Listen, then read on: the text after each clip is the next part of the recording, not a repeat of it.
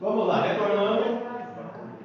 Para quem está conosco pela internet, estamos estudando antropologia bíblica e continuaremos aí no segundo bloco da nossa aula. Quem quiser pegar o primeiro bloco, está na nossa linha do tempo. Vamos lá, irmãos. O homem é a imagem de Deus. Esse ponto aqui é um ponto bastante importante, tendo em vista que até hoje as pessoas têm uma dificuldade muito grande de entender o que é essa imagem e semelhança. A imagem Deus criou, né? A imagem Deus criou. A homem foi criada em imagem e semelhança de Deus. Ou seja, ele diferencia imagem de semelhança, né? São duas palavras do hebraico, mas elas são sinônimas entre si. A gente vai explicar isso. Vamos lá. O significado de imagem de Deus. Gênesis 1, 26, 27 e 28. De todas as criaturas que Deus fez, só uma delas, a Bíblia diz que foi feito a imagem de Deus, o homem. O que significa? Podemos usar a seguinte definição: o fato de ser o homem a imagem de Deus significa que ele é semelhante a Deus e o representa. Grifa essa parte. Isso aí. Podemos usar a seguinte definição: o fato de ser o homem a imagem de Deus significa que ele é semelhante a Deus e o representa. Vamos olhar lá para trás. Quando Deus criou tudo, Deus colocou quem para gerenciar e para governar tudo que ele havia criado? O homem. Agora eu pergunto, como que o homem gerenciaria tudo isso que Deus criou se o homem não fosse a imagem e semelhança de Deus? Agora vamos entender o que é essa imagem e semelhança. Vamos ver. Não que o homem se pareça com Deus na forma e na aparência, pois Deus ele é Espírito. Vamos lá, vamos começar a entender isso aí. Se o homem é a imagem e semelhança de Deus, quer dizer que o homem ele é parecido com Deus no aspecto físico? É isso? Vamos lá, imagem, semelhança.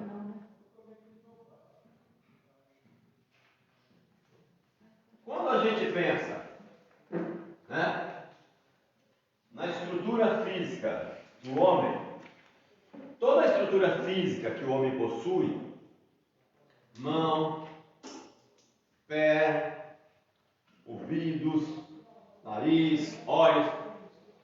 Se eu perguntar a função de cada coisa que eu possuo no corpo, a função dessas coisas estão relacionadas à minha existência nessa terra, certo? Por exemplo, a pessoa que não tem a mão,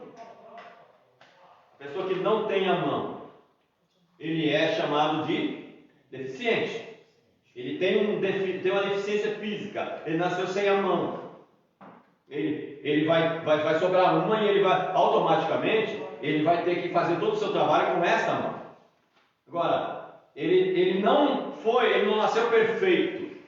Ele tem uma parte dele faltando, né? Aí eu pergunto para vocês: essa pessoa que nasceu sem essa mão, ele pode ser ainda colocado como imagem e semelhança de Deus? Sim ou não? Sim. Por quê? Por que eu posso dizer isso? Por quê? Porque a imagem e semelhança de Deus não é a forma física. Porque a imagem e semelhança de Deus não tem nada a ver com a forma física. Não tem nada a ver. Deus, eu tenho os pés, tal, isso, aquilo, tal. Tem pessoas que às vezes sofrem um acidente e às vezes perdem um dedo, principalmente o dedão do pé. Esse dedão do pé é o principal dedo que nos dá o equilíbrio para não cair. Tá. Quando você já vi pessoas que perderam o dedão do pé, que ele anda totalmente diferente do que se ele tivesse todos os dedos. Ou seja, ele depende do dedão para poder dar. Deus tem pé para poder ficar de pé? Deus tem mão para poder pegar as coisas? Os ouvidos de Deus não estão agravados para que não possa ouvir. Deus tem ouvidos, orelhas igual a gente tem? Ele é um ser espiritual. Eu não sei qual é a forma de Deus. Eu não sei qual é a forma de Deus. Porque Ele é espírito. Mas Ele é um ser que possui um corpo. Ele tem um corpo, mas não um corpo igual ao nosso, necessariamente. Então, aqui, imagem e semelhança não tem nada a ver com forma física. Grava isso. Quando a Bíblia fala sobre os ouvidos de Deus, as mãos de Deus, isso aí mano, as coisinhas difíceis, às vezes, da teologia que os pregadores não explicam e tal, a gente vai ter que usar alguns termos aqui meio difíceis, né? Quando a gente fala de forma física aqui, e que a gente atribui essa forma física para Deus, mão de Deus, ouvidos de Deus, os olhos de Deus, isso é chamado na teologia de antropomorfismo. Antropomorfismo. Se você quiser anotar, anote. Antropomorfismo. O que é o antropomorfismo? Antropo quer dizer homem. Homem. Morfismo vem de morfê, quer dizer forma. Antropomorfismo é atribuir forma física a Deus. Isso daqui é uma figura de linguagem, um recurso da teologia que a gente usa para poder entender quando Deus fala: a mão do Senhor não está encolhida para que não possa salvar, nem os seus ouvidos agravados para que não possa ouvir, os olhos de Deus estão sobre os habitantes da terra. Isso se chama antropomorfismo. Eu atribuo forma física a Deus para entender Deus, mas não que Deus necessariamente tenha forma física. Por exemplo, Moisés pediu para ver Deus, correto? O que Deus disse para Moisés? O que Deus falou para Moisés? Moisés, não tem como, isso não é possível, mas fica aí escondido numa fenda atrás daquilo e você verá eu passar. Isso. O texto vai dar essa impressão de que Moisés viu Deus de costas. Essa linguagem, ela se chama antropomorfismo. Por quê? Será que de fato Moisés viu a Deus? Não. Será que Deus de fato se encarnou, se materializou para Moisés ver, para Deus ver, para Moisés poder ver Deus? Necessariamente não. Então é uma linguagem que a Bíblia usa para a gente poder entender Deus. Deus é um ser que vai além do que a gente possa dizer dele. Entende? Deus é um oceano de conhecimento.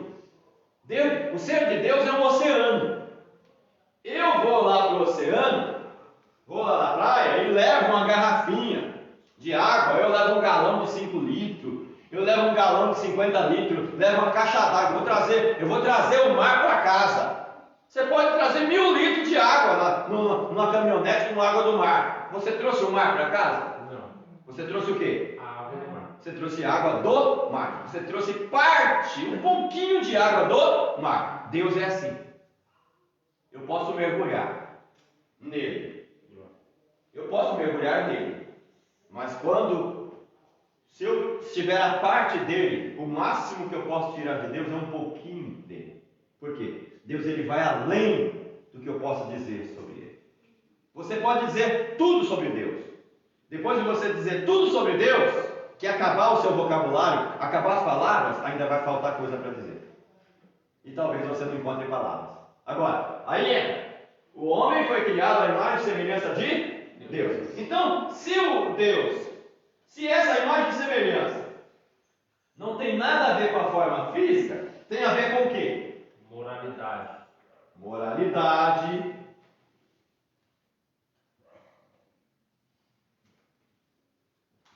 O que mais? Inteligência. podemos colocar, vou colocar, já que você colocou moralidade, Rafael, vou colocar aqui personalidade. Certo. Olha, vamos colocar aqui pessoalidade. Pessoalidade. O que mais que a gente pode falar? O que mais? Deixa eu ver. Caráter. Vontade. Vou colocar o que eu vou falar, inteligência. Obrigado. Sensibilidade. A gente poderia dizer muitas outras coisas aqui. Agora veja bem. Alguma coisa. Algum ponto desse aqui tem alguma coisa a ver com a questão física? Não. O homem vai morrer um dia. Depois que a gente morre, sobra o quê? Alma e espírito. O homem vai deixar de ser um ser moral? Não. O homem vai deixar de ser um ser sensível? Não. Mas tem isso na Bíblia, Davi? Tem, Lucas 16. Está escrito que Lázaro morreu e o rico também morreu. O rico, lá no Hades, ele sentiu, teve sensibilidade. Pai Abraão, manda que Lázaro venha aqui molhar aqui, que eu estou com muita sede, estou morrendo de sede, estou atormentado. Ele teve algum tipo de sensibilidade, ele teve. Moralidade, será que ele teve? Não, ninguém pode sair daqui e ir para aí, nem daí vir para cá. Então manda, Senhor, manda, Pai Abraão, então alguém lá para pregar para os meus irmãos. Tenho 5 irmãos que estão vivendo a mesma vida que eu vivi, para que eles não venham parar no mesmo lugar que eu. Moralidade. Pessoalidade. Pessoalidade teve? Pessoalidade ou personalidade teve? Por quê? Ele não deixou de ser pessoa. Ele tem autoconsciência de que ele existe lá no mesmo inferno? Tem autoconsciência da sua existência, ele sabe onde ele está, sabe por que ele está lá, está sentindo, ele sabe que o seu caráter foi corrompido durante a vida aqui, por isso que ele está lá, ele tem vontade, só que lá agora a vontade dele não pesa nada, ele é inteligente ainda, é um ser que tem inteligência ainda, tudo isso depois de morto. Imagine vivo então, que o ser humano não pode. Tudo isso aqui tem a ver com imagem e semelhança. Essas duas palavras aqui, elas são sinônimas, tá? Elas não são diferentes. O escritor, no caso de Moisés, ele só usa as duas palavras tipo para reforçar imagem e semelhança. A imagem de Deus o criou, macho e fêmea os criou. Né? Essas características que Deus colocou no homem, essa imagem e semelhança tem a ver com tudo isso daqui. Agora eu gostaria de ler o texto com você. Abra a sua Bíblia, em Gênesis 1, 26. Para a gente olhar um pouco para o texto. Para a gente ver isso no texto. Será que está aí? Vamos ver se está. Se tiver, agora a gente vai ver no texto. Lógico que aí é um dos textos que vai falar sobre a criação. Depois a gente tem um outro texto lá na frente, no capítulo 2, que quando Deus está formando de fato o homem. Vamos lá. 1,26. Quem lê para a gente? 1,26. Também disse Deus: façamos o homem, a nossa imagem, conforme a nossa semelhança. Olha só, se Deus está dizendo, façamos o homem, conforme a nossa imagem e semelhança, tudo isso daqui que o homem tem, Deus é também. Deus também tem. Agora, tem coisas que Deus é, que o homem não é. Tá? Por exemplo, Deus é todo poderoso. É? É. O homem é? Não. O homem é criador? Não. O homem é criatura. O homem é criatura. Deus é? Criador. Criador. Diferença. Certo? Deus tem todo o conhecimento de tudo que acontece em toda a face da terra e no universo. O homem tem? Não. Limitado. Deus é onipresente, não está limitado ao tempo e nem ao espaço. O homem é? Não. Então tem coisas que Deus é que o homem não é. Agora, quando Deus coloca essas coisas no homem, é para mostrar para o homem que ele é parecido com o seu Criador. E que Deus fez de forma proposital o homem assim, porque ele precisava representá-lo onde? Nessa terra. Certo? Leia o outro, Rafael. 1:26, continua. 1:26. Também disse Deus: façamos o homem à nossa imagem, conforme a nossa semelhança. Tenha ele domínio sobre os peixes do mar, sobre as aves do céu, sobre os animais domésticos, sobre toda a terra e sobre todos os répteis que rastejam pela terra. Segura um pouquinho. Domine ele. Esta palavra dominar, só é possível de fato o homem dominar tudo isso daí que Deus mandou ele dominar, se o homem é inteligência, se o homem tem vontade, se o homem tem, se ele é pessoa, se ele tem personalidade ou personalidade, se ele é pessoa, se o ser humano ele é moral. Se o homem não tiver essas características, como é que ele pode dominar? Agora veja bem, o homem domina sobre o elefante? Domina. Quem é mais forte? No sentido físico. O elefante. Mas por que o homem tem o poder de dominar o elefante sendo ele mais forte? Quando é inteligência. Porque ele é inteligente. A baleia, você pega uma jubarte. Cavalo. Um cavalo. O homem nem estava nem você. Você pega às vezes um jumento, né? Que é uma mula, um jumento que é muito forte. E tal, o homem vai lá e adestra aquele animal. Bate e tal, sei que ele vai dominando. Fala, pastor. O irmão falando, eu vejo assim, o animal, todo homem consegue dominar o animal. Sim. Agora, o ser humano, ninguém consegue dominar, eu não vou dominar ninguém. Sim. Mas o Espírito Santo, Mas Deus domina. somente ele. Só ele pode. Isso mesmo. Fala, Herbert. É o que eu sempre falo, o ser humano ninguém muda, só Deus. É só Deus. Por quê? O ser humano ele tem Vontade. nesta vontade, ele pode permitir Deus fazer ou não. Ah, mas Deus não é todo poderoso? Ele é. Mas é a nossa vontade. Mas Deus respeita a nossa vontade, porque Ele nos criou assim. Deus não passa em cima da sua vontade. Ele respeita a sua vontade. Principalmente relacionado à salvação. Agora, existem momentos que Deus entra em ação com a sua soberania, para mostrar para o homem que é Ele que manda. Que Deus quer que ele faça de fato o que tem que ser feito. Mas isso não quer dizer, está escrito, nem por força nem por violência, mas sim pelo meu Espírito. Deus quer que o homem faça de forma voluntária, porque Deus fez o homem assim.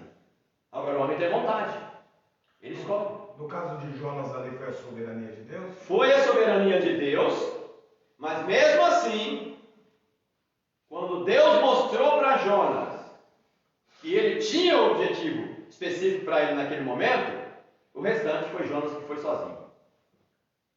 Ah, mas o peixe deixou ele em Nínive. Não está escrito que deixou ele em Nínive. Não está escrito que o grande peixe deixou Jonas em Nínive. Não está escrito.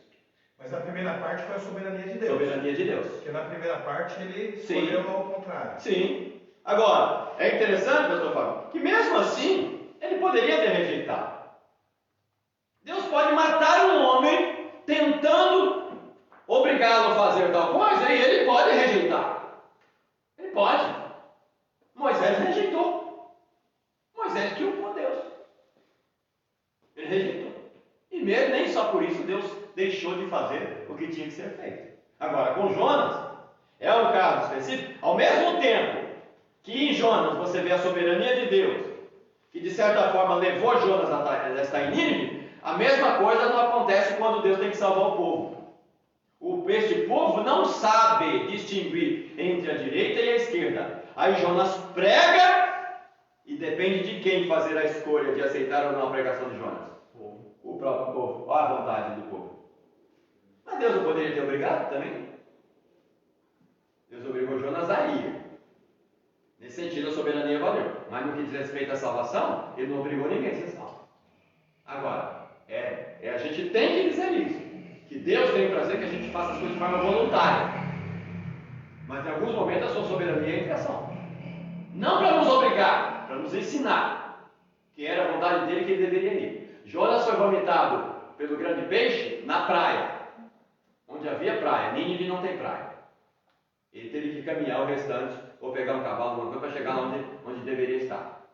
Nínive não é uma cidade praiana. Deus ouviu a oração dele, né? Sim, sim. Entendeu? Ele Então, você... reconheceu, Sim, ensinou ao homem Jonas. reconheceu a misericórdia de Deus. O homem Jonas, É. inteligente, e ainda questiona. Eu sabia que o Senhor ia ser misericordioso. Por isso que eu não queria nem vir pregar. Jonas tem as suas razões. Só que Jonas está olhando desse tamanho. Deus está olhando desse tamanho. Ele viu a generosidade de Deus. Sim. Deus está olhando. A nossa visão ela é curta. A nossa visão é curta. É mais ou menos assim, ó. Vou forçar um pouco a barra agora só para você entender. Não é verdade, é fictício. Um bandido matou a sua mãe. E Deus vai lá em você. Vai agir de alguma maneira em você. Para você ganhar esse bandido que matou a sua mãe. Você vai resistir? Em algum momento será que você resiste? Humanamente, no sentido humano, eu duvido. Eu não vou pregar para filho da mãe nenhum. Eu quero que o senhor leve ele para o inferno. Esse lazarento que matou a minha mãe, não sei o quê. A gente vai, a nossa humanidade vai se acentuar. Mas Deus, soberano de Deus, se Ele quiser, Ele vai lá e prepara as circunstâncias até que você vá. Agora, Ele vai te obrigar? Não. Agora você vai exercer sua vontade de resistir. Foi o que Jonas fez. Jonas resistiu. Agora, qual é o conselho que a Bíblia dá? Humilhai-vos, pois, debaixo da potente mão de Deus. Humilhar. Não resista. Resistir o Espírito Santo? Nunca. Jamais. Nessa passagem eu vejo a soberania de Deus e a redenção do homem. Sim. Mesma coisa de Paulo. A soberania de Deus e a redenção do homem. E daí dali. Através do ato de Jonas, Deus salvou uma geração de ninivitas. Ele não queria por quê? Porque ele sabia que aquela raça de ninivitas era ruim.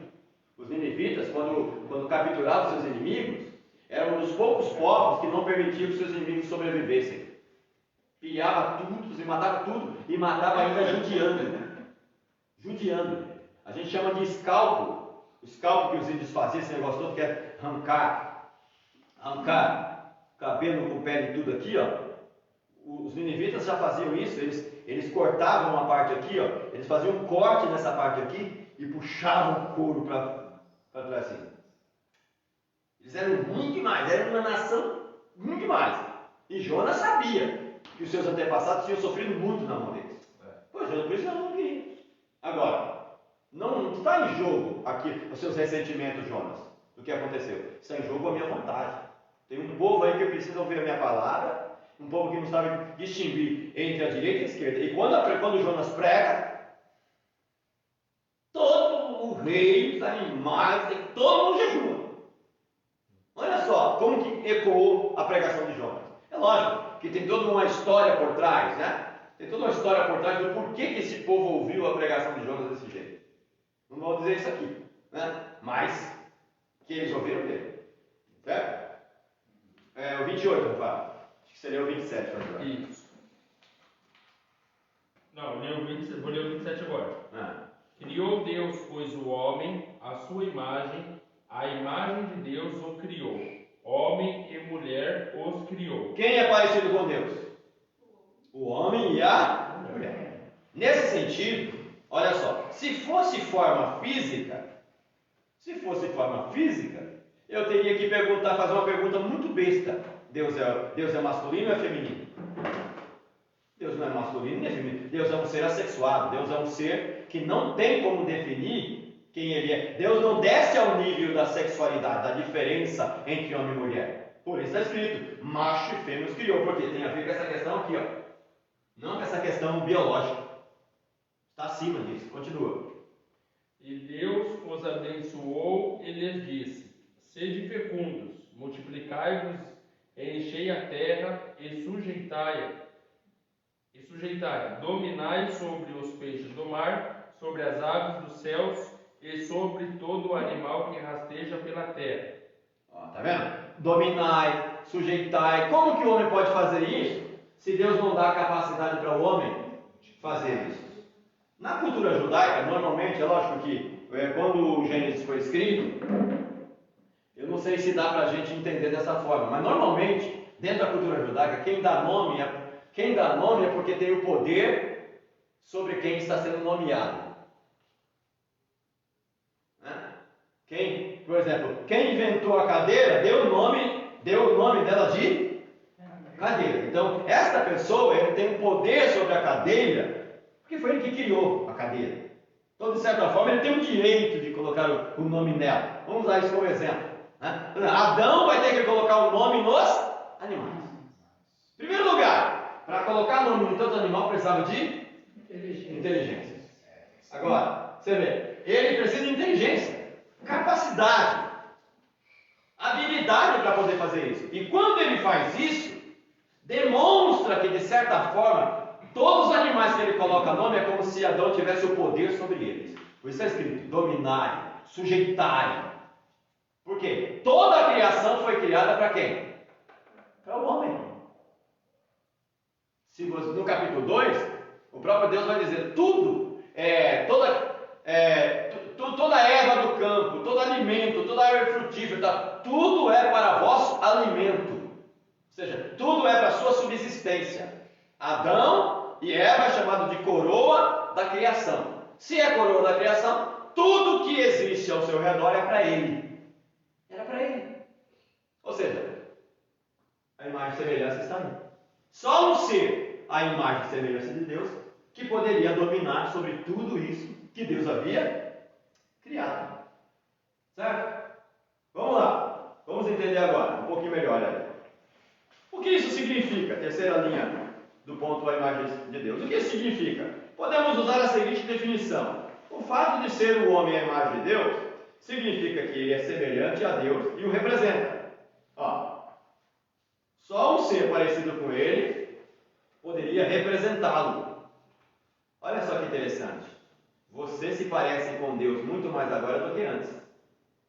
Por isso agora você pode representá-lo. Toda a humanidade pode representar Deus? Não. Por quê? Porque o ser humano, a humanidade está agora numa situação que não estão mais no patamar que Adão estava. Adão só pôde representar Deus até o presente momento que ele ficou na comunhão com Deus. Depois que ele pecou, Adão não representava mais Deus. Por isso, nós representamos Deus. Como? Estando em comunhão com Ele, estando em obediência com Ele. Aí sim, a gente pode representar. Fora disso, não tem possibilidade. Não que o homem se pareça com Deus na forma de aparência, pois Deus é Espírito.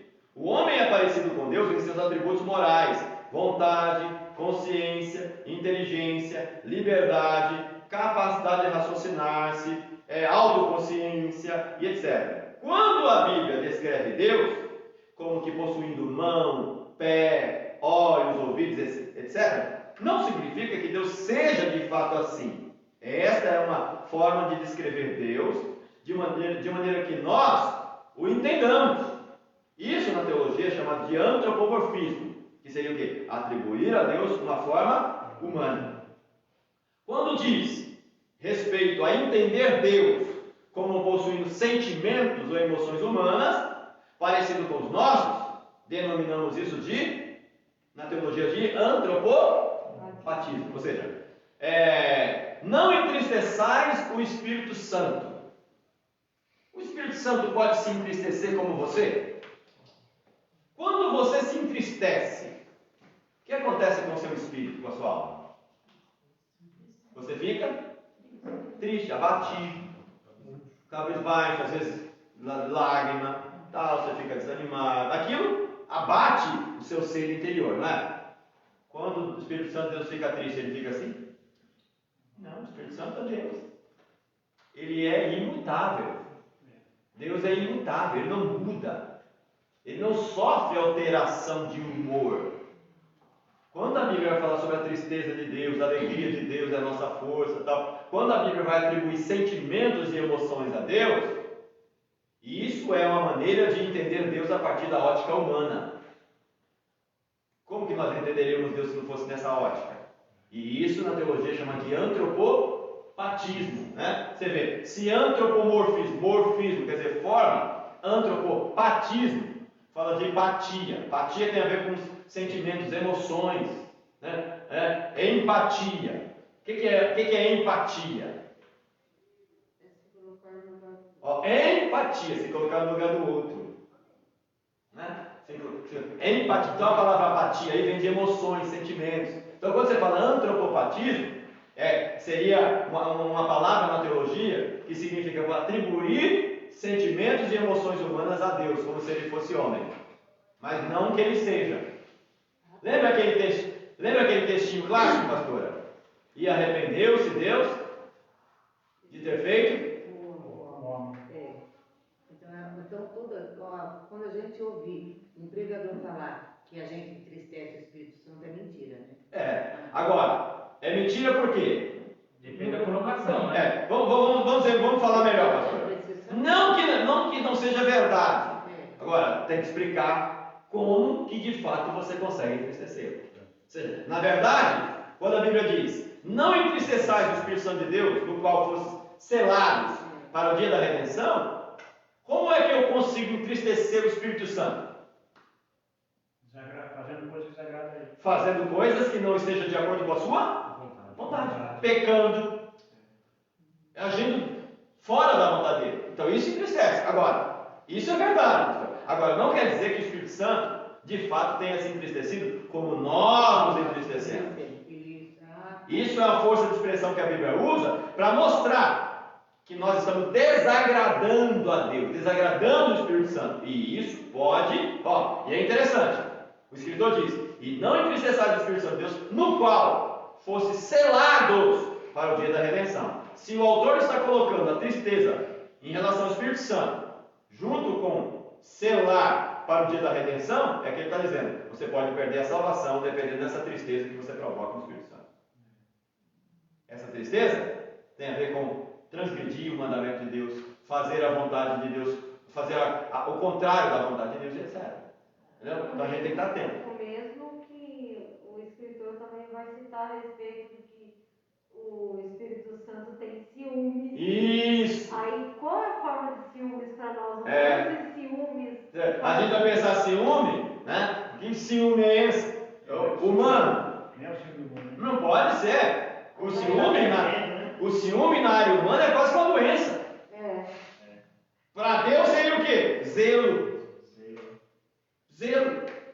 Então, na verdade, não tornaria errado o pregador falar. Não. Desse entristecimento. Sim, tem que ter uma colocação. Tem que se explicar. Tem que colocar. Tem que fazer a colocação. O grande problema é esse. É o que a Moni colocou anteriormente. Às vezes o pregador, em vez de ele trazer clareza com a pregação dele, ele torna as coisas mais complicadas ainda. Isso, aí a gente... É que nem aquele louvor lá do J. Neto, nós temos aqui no grupo dos varões, né?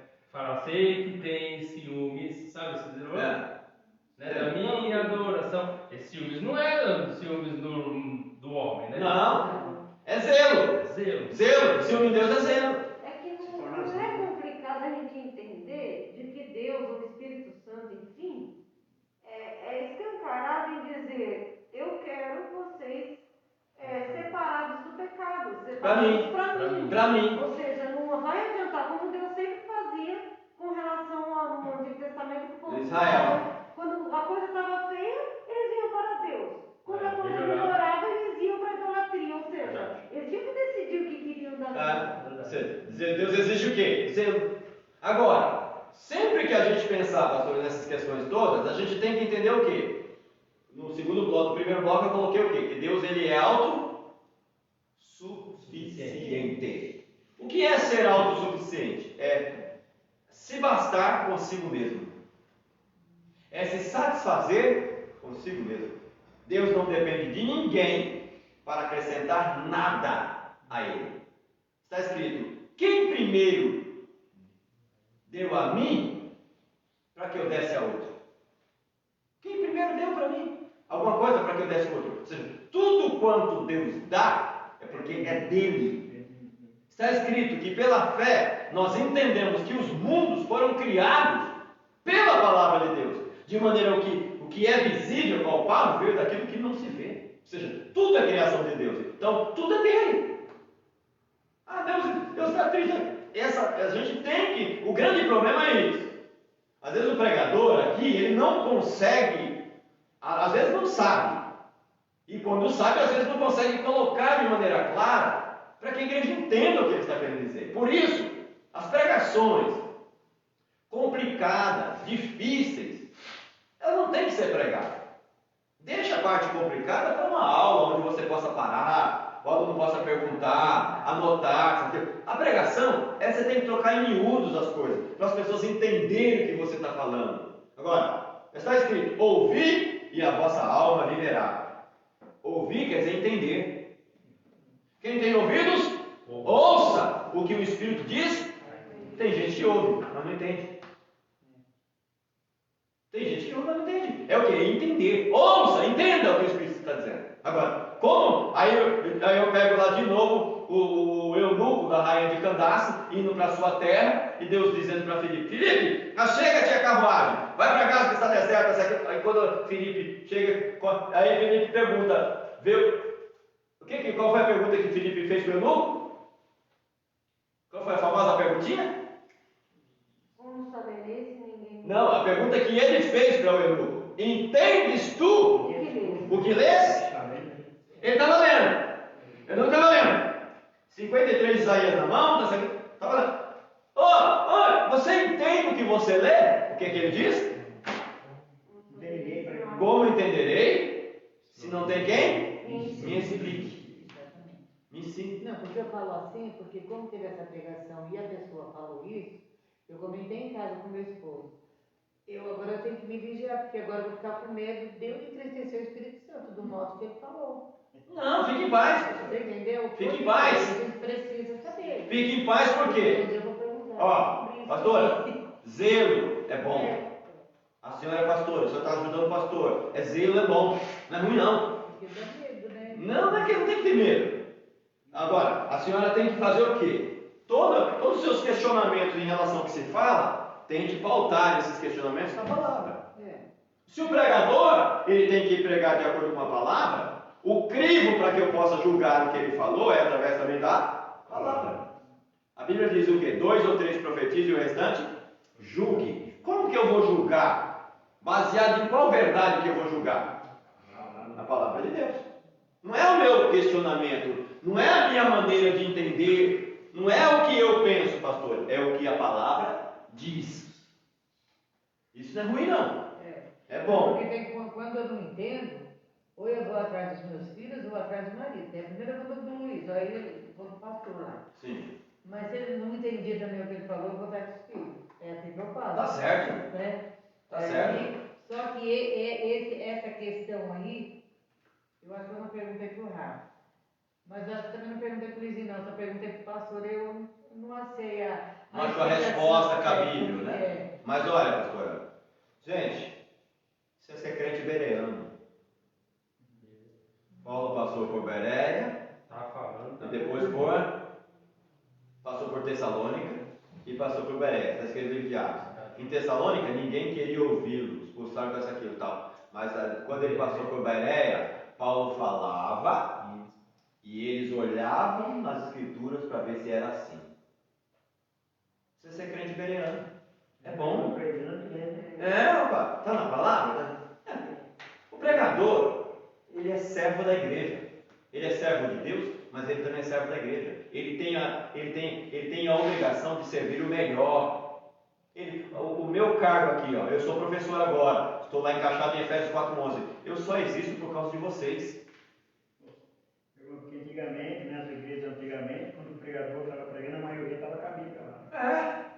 Palavra na mão. Eu não gosto. Eu já preguei, quantas vezes eu preguei aqui, Rabel? Umas 2 vezes? Acho que é 2 vezes. Umas 2 vezes. Vocês vão ver que é costume meu. Todas as vezes que eu for pregar, depois que eu terminar de ler o texto, a primeira coisa que eu vou pedir para você é: não feche a Bíblia, por favor. Porque eu vou pregar. Eu vou pregar onde? Baseado em quê?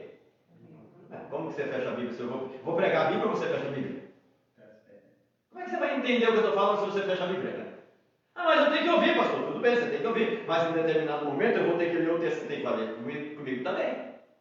Tem que acompanhar comigo também. Para você ver se eu estou falando a verdade. Entendeu? Não é acreditar em tudo. Ah, mas isso é errado. Errado? Então, o que Paulo falou um monte de vezes está errado também. Os discípulos questionando Jesus também estavam errados. Não é ruim. O ruim é questionar com objetivo negativo. Ser cri-cri, só para causar. Não, mas se é para aprender, se é para entender, questione. Que é positivo. Porque se uma hora alguém perguntar para a senhora vai saber como que é. Eu só posso compartilhar conhecimento com os outros se eu tiver conhecimento. Tá bom? Vamos lá. Só para a gente fechar. Fatos bíblicos opostos à evolução. Vou começar esse pedacinho aqui. Mas não vai dar para a gente terminar tudo, porque eu vou ter que falar um pouquinho sobre essa questão da evolução e é um negócio meio cansativo. O estudante da Bíblia, bem informado, deverá saber algo do aspecto científico desse assunto. Uma refutação, um combatimento um combatimento inteligente contra a evolução pela Bíblia é impossível sem algum conhecimento correto do aspecto científico. A gente pergunta, o que é a teoria da evolução? Né? A gente vai falar um pouco sobre esse assunto. Notemos o ensino da Bíblia em referência à evolução. Alguns eruditos ou estudiosos da Bíblia acham que a Bíblia não está em oposição necessária com a teoria da evolução, mas está especialmente com referência às seguintes matérias: o método da criação do homem. O que é a teoria da evolução? Assim, a grosso modo, de maneira muito simples, a teoria da evolução é a teoria que acredita que o homem ele não foi criado, que o homem não teve um começo específico ali, homem que gera toda a raça humana. Eles acreditam que tudo que existe veio de algo pré-existente que não fosse o homem. Por exemplo, a explosão. Talvez muitos de vocês no próprio colégio, a explosão do Big Bang, lá um grande asteroide que explodiu e daquilo gerou todo o universo e tal. Aí dos que explodiu virou a Terra, o planeta Terra, e dali uma nevazinha e tal foi se transformando e virou uma lagartixa, e foi virando isso, foi virando aquilo, até que chegasse no último estágio que fosse o macaco e depois o homem. Então, grosso modo seria isso. Que o ser humano, ele é um ser que foi criado para evoluir constantemente. Né? Agora eu pergunto, uma das perguntas básicas que a gente pode fazer: o homem está evoluindo? Não. Como que eu posso provar, Rafael, que o homem não está evoluindo? Como pode provar? É. Se de fato o homem veio do macaco, por que o macaco parou de se evoluir? Estaria se evoluindo até hoje. Certo. Tudo bem, é um argumento bom, mas o homem de agora, o homem que nós temos hoje, ele está evoluindo, independentemente dessa questão? Nesse sentido, não. Não. Por quê? Tem que melhorar isso aí. Vamos lá.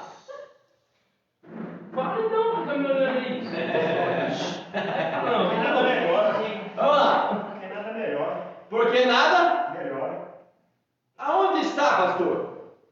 Se nada melhora, o contrário é o quê? Tudo está piorando. Mostra para mim. O que está piorando? Que prova que o ser humano não está evoluindo? Coisa de ruim. A maldade. Maldade. O que mais? Infidelidade.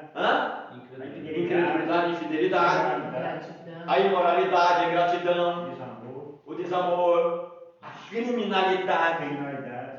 A maldade do homem, como eu citou, ela é cada vez mais maquiavélica.